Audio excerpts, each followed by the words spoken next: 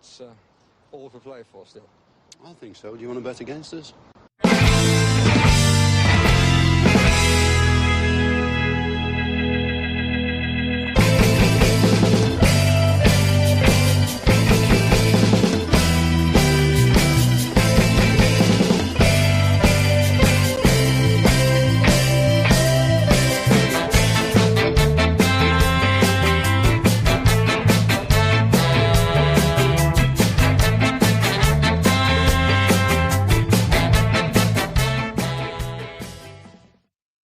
Hello, Aston Villa fans, and welcome to For the Love of Paul McGrath podcast. It feels like we've been away forever, Paddy, but I suppose that's always the way it feels after an international break. And Villa come back to hopefully keep their unbeaten record in all competitions going after that 2-week break that we've just had.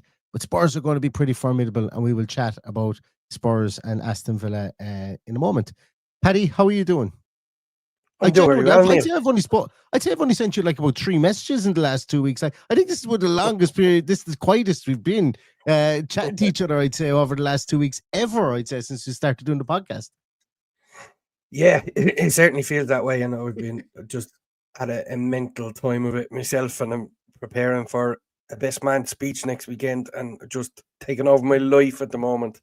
So, yeah, next Saturday. So that's kind of deflected my mind from Villa for the last couple of weeks. So I think I've got everything done now. I just need to buy a pair of shoes and I'll be good to rock and roll.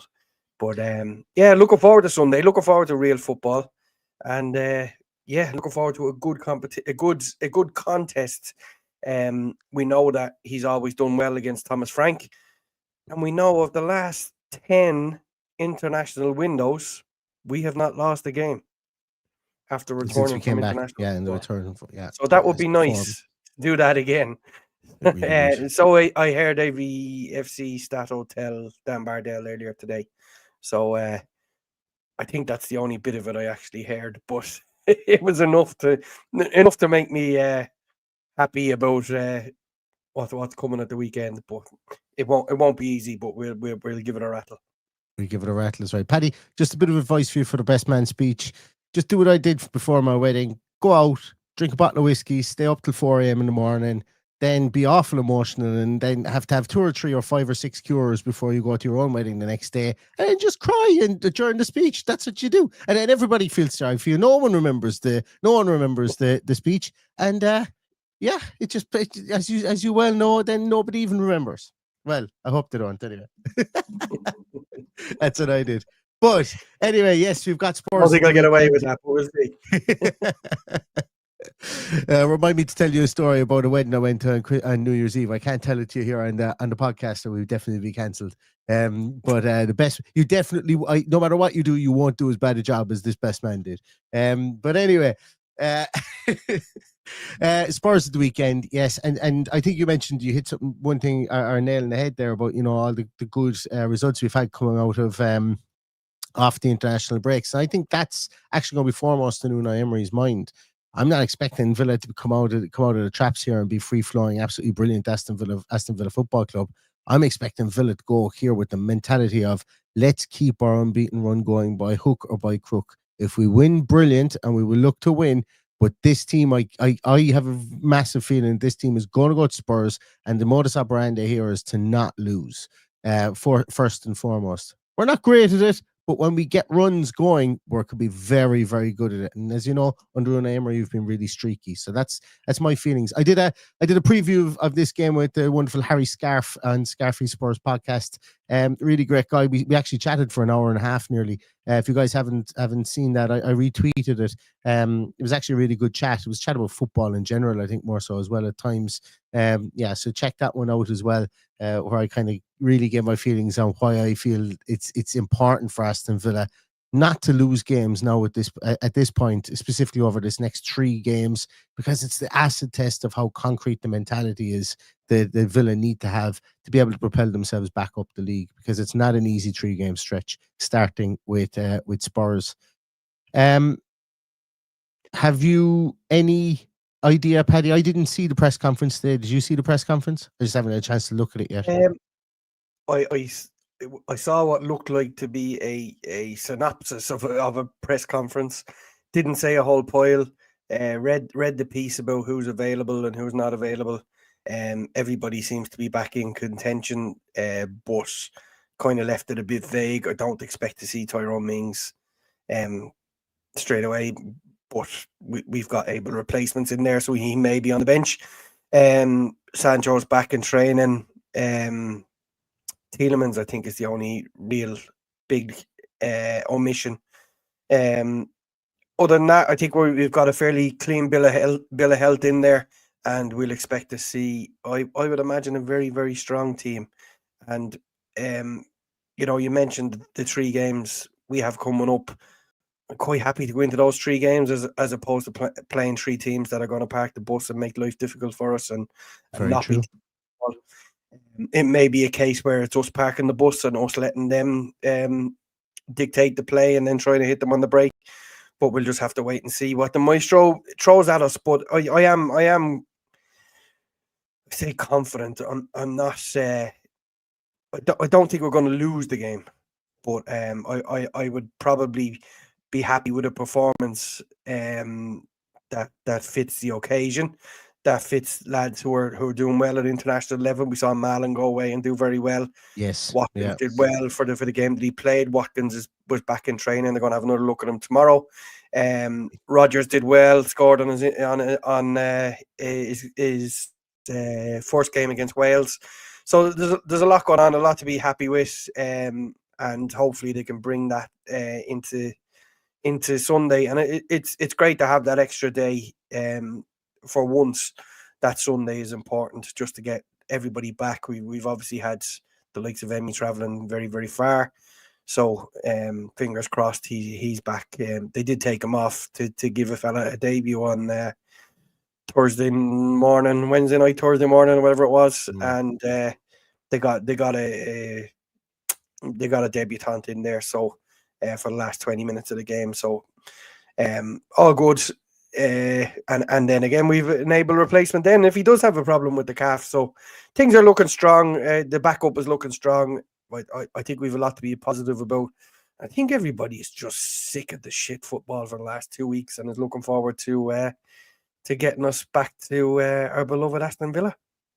Everybody knows my feelings on the international break. I genuinely believe that somewhere in this world there is some maniac torturing somebody in a dark and damp and wet room with a flickering light bulb, torturing them to watch the Republic of Ireland play football. It is septic of the highest order, and it's anyway, we won't go into that. It's a good job I had League of Ireland to exactly distract me from that as well.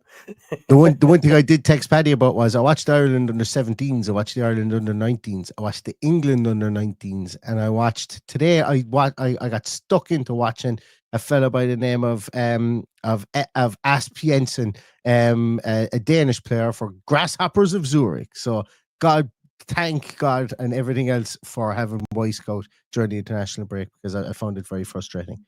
It's just being an Irish fan. I find it incredibly off-putting currently.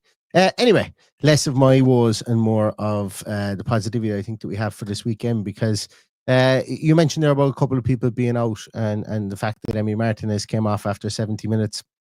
I think, look, they were beating Puerto Rico, but I think they were 6-0 up at that stage.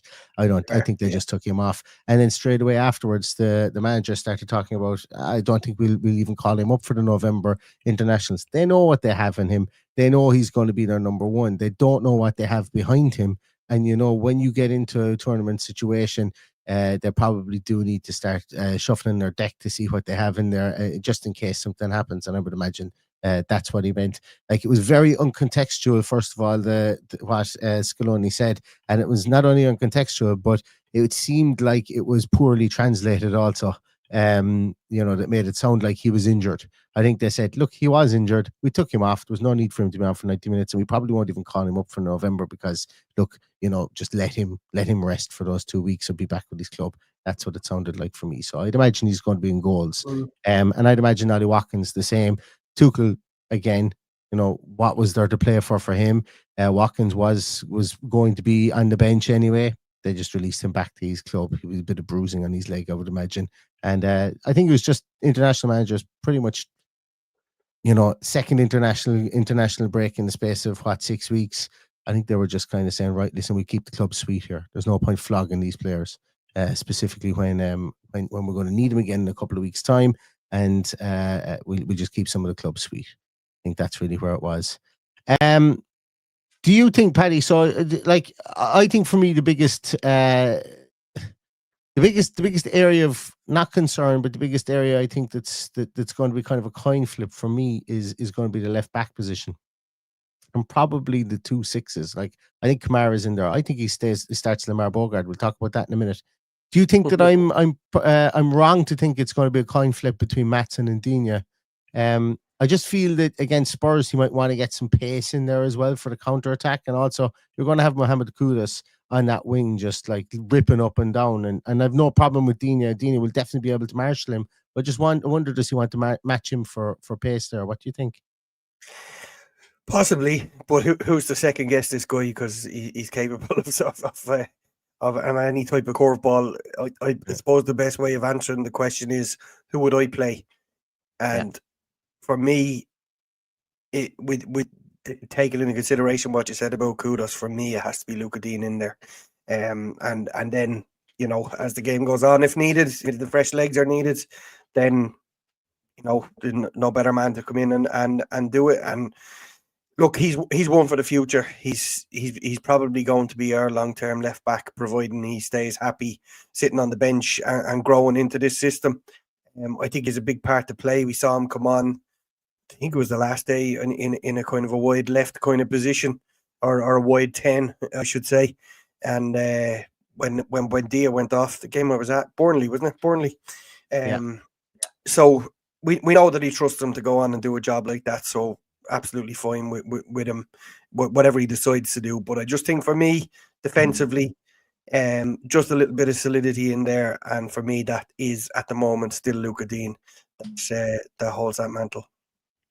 Yeah, I'm just changing my headphones here because I think the power was just about to go on my other ones, so I'll just mess around here for a small bit just while I try and quick maneuver. Yeah, right. Yeah, look, I'm either or, I think, but I think it was a discussion point because of the fact that we have, it was interesting when I was doing a couple of the positional pieces for Villa AM, and apologies, I haven't gotten around to doing the midfield one or releasing it yet. Just been incredibly busy. But the one thing that stood out to me was, because I have been critical of the left back position, but the one thing that stood out to me was the even amount of game time that both of those players have had. It's not something that I would have remembered. It was only when I went to look at the numbers, I was there. Oh yeah, they've had an even enough split of game time, and they've had an even enough split of situations where they've been on the field when goals have been scored and when goals have been conceded as well. And I think that's important for defenders, to kind of keep an eye on that as well. Do you think Bogard keeps his place at centre in the centre of the park, Paddy? I honestly don't know. I think McGinn has to play somewhere, and at the moment that's probably where he plays him. For me, I could be way wide of the mark here, but that's how I envisage the two sitting midfielders to line up. I think it will be Kamara and McGinn. We'll give him McGinn a little bit of a license if needs be to get a little bit further forward than Kamara. Who's to say he won't throw a curveball of having Onana back in there? Apparently doing okay in training and back to full fitness. So he went on international duty, didn't he? Who was that, Kamara? Sorry, Onana. Onana did, yeah. He played the second game for Belgium. He came on, I think, for the last 10 minutes of the first game as well. Yeah. But he got minutes in the legs. Well, that could only be a good thing. And I it's not a worrying position. I don't think there is any really worrying positions because we've got so much talent capable of coming in and doing a job there. And I'm okay with Bogard as well. Every time I've seen him, he just seems to be growing stronger and stronger, and he just seems more comfortable every time I see him play ball. So if it is him, I'm okay with that. But I just think that he has to find a way for McGinn, and if he needs to find a way from McGinn, I think it's probably in that 6th position this week. So I think that both McGinn and Bogard will start. And I think it will be McGinn through the centre with Mallon right and Rodgers left. It just seems so balanced. I don't think he's going to start Buendia. And the reason I don't think he's going to start Buendia is because, look, well, he's trained this whole time, and I think he's fine after that bang to the head or whatever like that. There didn't seem to be any massive concussive repercussions or anything like that.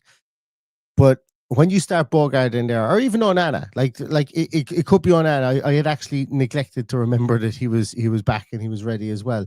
But what I'm getting at is the McGinn press, the McGinn all action, the fact that McGinn can revert back in to make that a 3 in a low block as like 3 6s if you need to, if they're overrunning us either in the centre or if we need to get one of Bogard or Kamara or even McGinn to flood out into the left or right. If Xavi Simons is there going through the centre, if he's playing on the left, you're going to have Kudos on the right. You might even have Randall Colomoani up top as well, where the 2 centre halves are going to really need to be on their toes. There's an incredible amount of talent in this team. But I also think that McGinn will be played through the centre for another reason, is he's not going to shirk and he's not going to be afraid of it. He's not going to take a backward step against Palhinha and Bentancur. And I think that his ability to be able to literally if they try and split the field, half the field between the two of them, he will have the energy for 70, 80 minutes or whatever is needed to get between the two of them and to be a nuisance for them and to be a terrier. And then maybe you bring on a Buendia to come in there and do the same. So I think the smart money is on McGinn starting in that kind of 10 position with Onana and Kamara or Bogard and Kamara. It just reeks of it reeks of the right thing to do for me in this game. I think as opposed to putting in Buendia in there, maybe utilize Buendia later on in the game when maybe you're bringing on a Sancho in that left wing position, or maybe you're bringing in maybe a Harvey Elliott is ready to go now at this stage. I don't know, but for me that just makes pile of sense. And it also goes back to his philosophy at the start of the season. Yes, we didn't get a lot of wins from it, but remember at the start of the season, it was Youri Tielemans that was starting in that 10 position as well. So he's wanted to try out players in there, players that have a bit of ability, a bit of ability on the ball. And I think McGinn is like, he's just come back from playing with Scotland. They didn't pull up any trees against Belarus or against Greece, but at the same time, he was keeping it all ticking over for them there in that more elevated position for Scotland at times. And I think it's just a no-brainer to play him as well. But it will be interesting to see what happens. You watch that Scotland-Greece match by any chance? I saw highlights of it. So there was like a 20-minute highlight package that I saw. It was the weirdest game of football I've ever seen. It was the weirdest ever 3-1 win I've ever seen. I went to take a phone call and came back and went, what the hell happened there? They were being absolutely battered, and all of a sudden they were 3-1 up. Anyway, it's neither here nor there. They're nice. Like I like watching that Scotland team in the main. But that was like I didn't get the full view of it, I suppose, from the 20 minutes, but you could see that like majority of the highlights were Greece based, and then bang, 3 goals out of nowhere. So it was a strange one, but they look nailed on now at this stage, ready to qualify or at least get into some sort of playoffs for. So well done to Scotland. Anything else, Paddy? I suppose anything else that we kind of really need to go through for this game? Like a win. The form has been a little bit patchy. They won their opening day, obviously against Burnley. They beat Villarreal at home, but all of the other games were a little bit patchy performances. Bodo Glimt held them at home. Wolves held them at home. They beat Doncaster. They beat Villarreal, as I said, but they lost 1-0 to Bournemouth as well in there. So they haven't been without their faults. They did go and beat Man City away. So you just don't know what you're going to get. It's a typical Thomas Frank team that you just don't know what they're going to do from one week to another. But it'll be an interesting battle and one that I'm really looking forward to. And maybe that's a lot got to do with the drivel that we've been watching for the last 2 weeks. And my beloved Shelbourne just went 1-0 down. So. Oh Jesus! We need them to win. We need them to win to at least keep some sort of semblance of well, actually, no, not really. It doesn't really matter if Rovers win. It doesn't matter. The league is over. Do you know what, Paddy? But they need to I've got qualify it. for Europe. What was that? They need to qualify for Europe again. That's it, exactly, and the riches that come from that too. Read an interesting article on that today as well. Do you know what? I've got a bit of a theory here, Paddy, right? And bear with me in this one. The way that the fixtures are all set up currently for Aston Villa, if we were to somehow magically pull out a win, well, I always say magically, I mean that magically for me would be a great win, more so than we don't have a hope, and it wouldn't be magic from that point of view. So if you look at it, Sunderland play against Wolves. Okay, right. We can probably write that one off, or who knows? Like Wolves might be a different outfit coming back from the break. We've got Brighton versus Newcastle, who are both above us. We've got Crystal Palace versus Bournemouth, who are both above us. You've got Everton versus Man City, who are both above us. You've got Liverpool versus Manchester United, who are both above us. And we play Spurs, and Spurs are above us. What I'm getting at here, Paddy, is if there's a couple of draws, like all those teams can't win. So if we win the weekend, we could do a pretty nice leapfrog through that league. We could like realistically speaking, if all those games were draws, if we win at the weekend, we would leapfrog up to 8th or 9th position. But we'd only be 2 points off Champions League football if that was the way things were going. So what I'm getting at here is shit start to the season, but the league is like I think that this weekend, if Villa were to win, it could open up this league for us a small bit, just the way the fixtures are going and where teams are currently. And I suppose realistically, you know, when you look at the league, obviously the start of the season, it hasn't settled down at all yet. But we then go to being 3 games on winning on the trot in the league. We go to, what is it, 3 games winning on the trot. It would be 5 games undefeated, I think, then in the league as well. All competitions, yeah. I think it would be 8 games undefeated in all competitions. It'd be five wins in a row as well, and then that gives us a huge kind of boost. And again, going back to what we started the podcast with, that's the unbreakable mentality that Unai Emery brings in, and the streaky mentality that Unai Emery gets out of this team year in, year out. So it's not beyond the realms of possibility. But if we were to win, it could really propel us back into contention again, and get another 2-point jump on a lot of teams there, back up to 7th, 8th, 9th position, within stalking distance then of the top 4 or 5. And remember, it is going to be coefficient FC this year, again, because the top 5 will probably get Champions League. I think people are beginning to feel good about themselves again, about how the start of the season has turned around since the start. You're being beckoned from the side there, Paddy, are you? No. It was a Neil moment there. My little nephew was waving in the window. All right. Is he a City fan or is he a Villa fan, Paddy? Neither. He's a Tractor fan. That's what he is at the moment. So maybe he's Ipswich. I don't know. Yeah. It's just when you were talking there. When you think about how we feel about how bad the season started, we're unbeaten since August. So, that's bizarre, because on the last day of August, we lost to Crystal Palace. We then drew 3 matches and won the next 4. So we're on a roll. We're the team in the up. We got to be positive about the weekend, and I am positive about the weekend. And I think we're more than capable of going and getting a win. That's not saying we'll definitely get it, but I think we will give them an adequate game to go and take points off them. And I really truly believe that it's going to come together.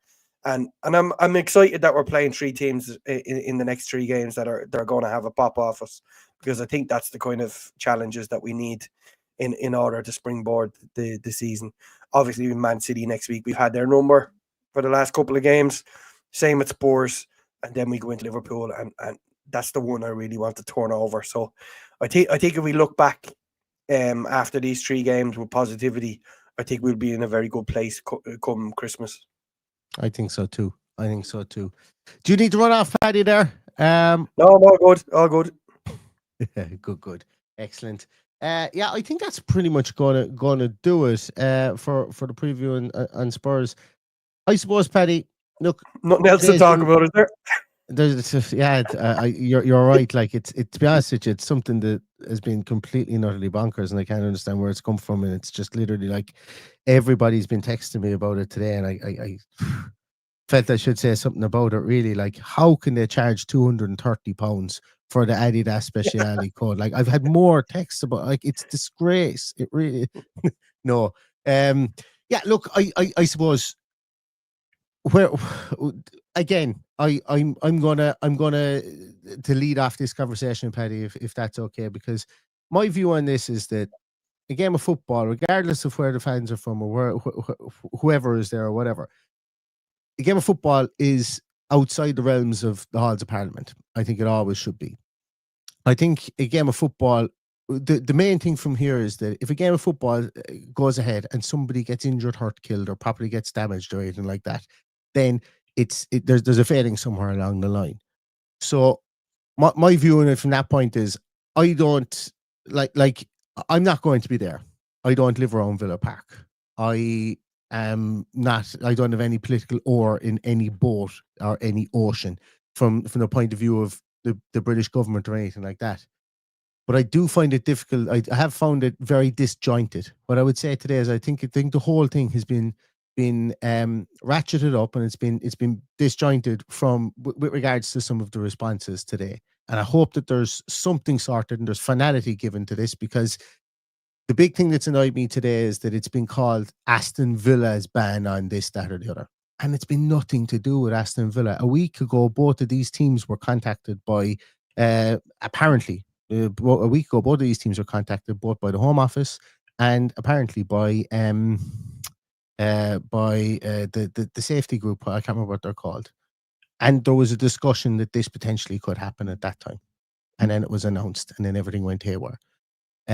So from my view is, no matter what football match anybody goes to, everybody deserves to come home in one whole piece. Everybody's house deserves to be okay. Everybody's business deserves to be okay. And there's been umpteen matches have happened at Villa Park where that's been the case. But if there is a threat of something like that happening at any stage, my view would be to listen to the police. And that's probably, like, as I say, regardless of who it is or anything like that, at least talk to them, listen to them. And I hope they come up with some sort of an agreement. And if it does happen that the Maccabi fans do end up at Villa Park, well, then I hope they behave themselves, and I hope everybody behaves themselves. Because, as I say again, the main thing here is life is precious. Everything else is precious with regards to it. And it's a game of football. We should just be able to go and watch a game of football and see it on TV. And that's kind of where and I know that might be very fucking flower power, lovey-dovey, everything like that. But it's realism. It's really the realism of the situation, I think. So I hope that I would actually like the club to be a bit more forthright and come out and say this is like that they've not had any hand actor part in this, because I just don't like the fact that it's been the Villa ban when it's been in consultation with two clubs the whole time, and that's the thing that's really pissed me off about it. The unfortunate thing here, Neil, is that this draw was made 6 weeks ago, and now we're talking about it. I think this is poor from everybody involved. Not the club, obviously. The club have nothing to do with this, as you say. But obviously, they come from a country who's technically been at war. The fans have done some horrible things and sang some horrible things around Europe. That's true. Without any punishment whatsoever. Yes, there's been other clubs punished for stupid chanting and whatever. I'm not even going down the road, but you know what I'm getting at. And the stuff that went on at Ajax would lead me to believe that they probably should have had a ban for what went on. It was clear as day. They showed absolutely no remorse. They were singing into cameras, horrible stuff. As you say, safety is the most important thing. And my worry now is, having sat in that stadium when they didn't let Legia Warsaw in, that was not a nice feeling. And when you started to see stuff coming over the wall on the whole end, you knew there's a possibility something's going to kick off when we get out of here, and it's not very nice. And in fairness, we have to say the West Midlands police handled that really well for a finish.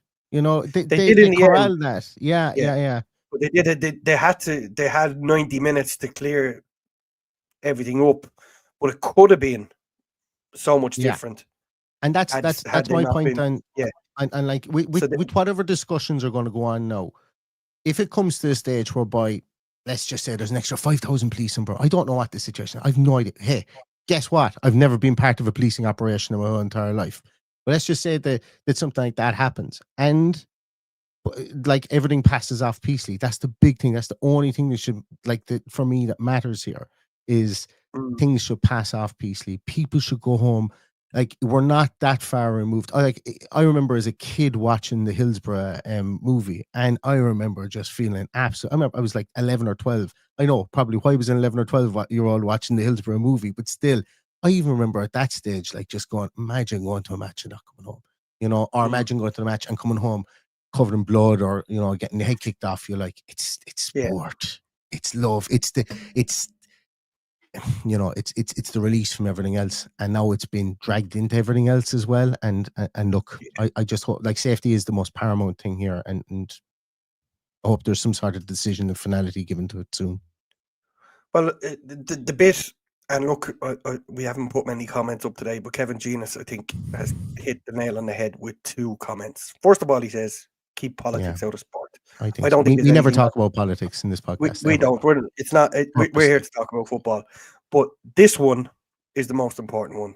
Let the police do their job, because politicians saying things just so they can look like they're doing the right thing in the House of Parliament does not keep everybody safe inside a stadium.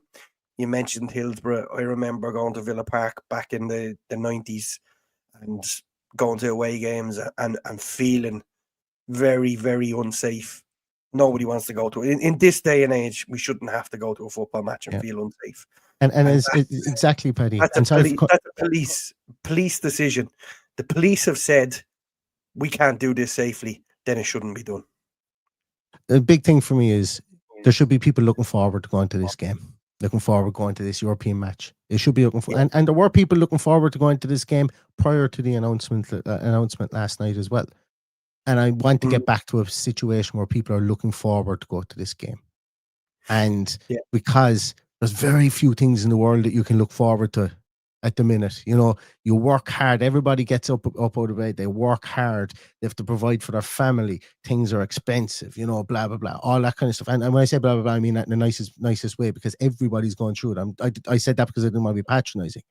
God above, like, I'll be going to Villa Park. I won't get to Villa Park again until the new year. But by God, when I book that, it'll be 7 or 8 weeks out. Now I will look forward to it. And if I had booked something like this and I was looking forward to it, I don't know how much I'd be looking forward to it now. And I know that's like, woe is me, why aren't you looking forward to it, or whatever.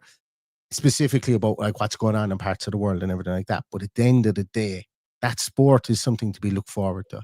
You have to gather the little bits of positivity and the little bits of enjoyment and little bits of occasion out of sport. I think that's what I try and do, because Monday to Friday is tough. Like being alive, like life is tough regardless. And it's for me, stealing the sparkle for, like, there's people there that might have earmarked that game, their kid's first game, like that the bloom is off the rose there after that, so think of it from a human level as well. And it's up to the people now who are discussing it to get a solution, and whatever solution comes of it, it needs to be peaceful regardless of what the solution is. It absolutely has to be. And that's pretty much all I really have to say. But I always say on this podcast that I love when Villa do something magic, because I've got friends all over the world that send me messages about how great they've seen something that Villa have done. The Bayern Munich game, PSG, qualifying for the Champions League.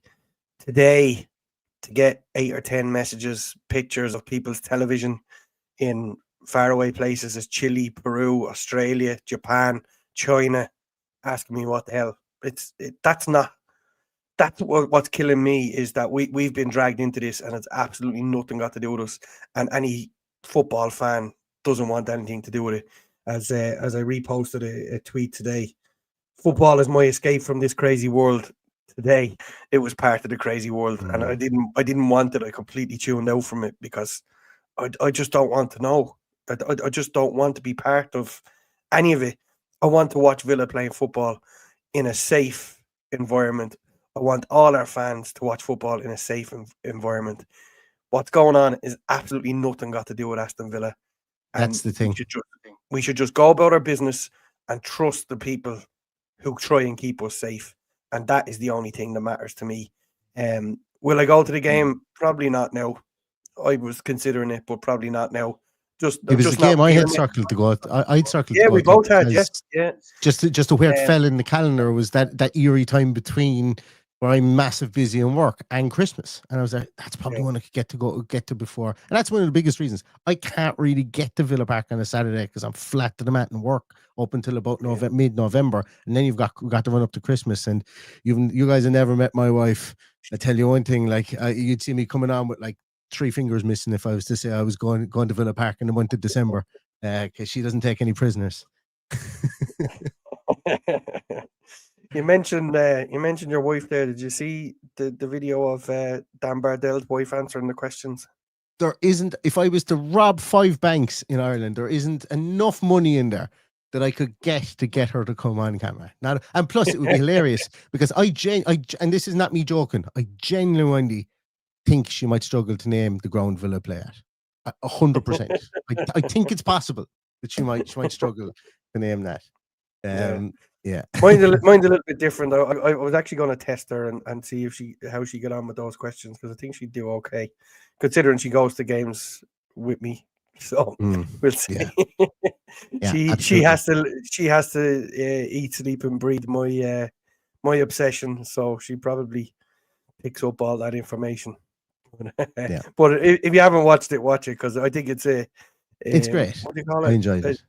Yeah, it's just something a little bit different content wise, and I think it came out of I listened to Dan Rollinson asking John Townley would his girlfriend know about certain things or whatever, and I think that's how the concept came about. But Jenna, I think, did exceptionally well, considering she's not a huge football fan, but hard not to I was be impressed. I was impressed at how many of the current squad she was able to rattle off as well. Yeah. She got nearly them all in the end, didn't she? She got them all. Yeah, I think she did. Yeah, absolutely. But yeah, listen, look, we finished with a kind of, and that, thanks for that, Paddy, because that brought a bit of levity to kind of end the podcast, because it's a heavy subject we wanted to discuss there as well. And I suppose now we really just wait and see what the outcome is from the discussions with all parties involved, and the game will go ahead, and the game will be what it will be. And as I say, as long as every single soul that walks into Villa Park is able to walk out and go home and catch their train, catch their plane, catch their bus, catch their car, whatever, and everybody, as I say, takes that little bit of enjoyment out of what the spectacle should be. A game of football should be an enjoyment.